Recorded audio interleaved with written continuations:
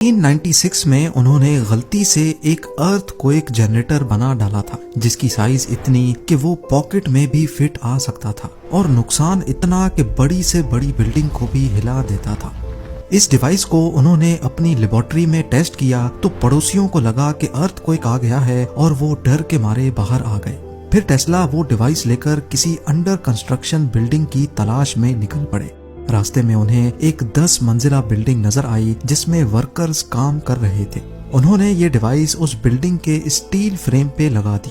थोड़ी ही देर बाद ऊपर से वर्कर्स घबराते और भागते हुए नीचे उतरे कि जैसे कोई अर्थक्वेक आ रहा हो। पुलिस को बुलवा लिया गया लेकिन टेस्ला ने किसी को बताए बगैर अपनी डिवाइस वापस जेब में डाली और वहां से निकल गए। उनका कहना था कि थोड़ी देर और अगर ये डिवाइस वहां लगी रहती तो पूरी बिल्डिंग जमी बोस हो जाती। ये बात उन्होंने खुद एक इंटरव्यू में कबूल की थी।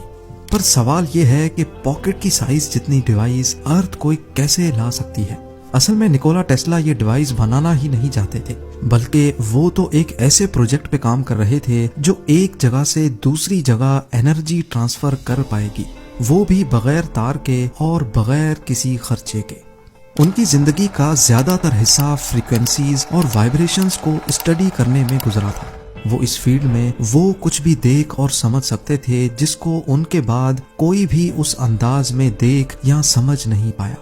उनका आइडिया था कि वो एक डिवाइस के जरिए एक खास फ्रीक्वेंसी की वाइब्रेशन पैदा करके उसको जमीन में डालेंगे।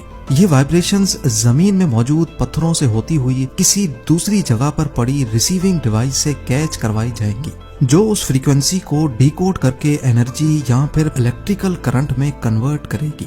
ठीक उसी तरह जैसे कोई साउंड एनर्जी वेव्स की सूरत में ट्रेवल करती